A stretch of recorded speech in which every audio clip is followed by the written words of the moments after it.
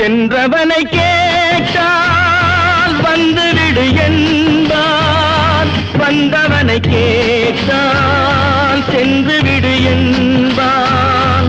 சென்றவனை கேட்டால் வந்துவிடு என்பான், வந்தவனை கேட்டால் சென்றுவிடு என்பான், சென்றுவிடு என்பான்.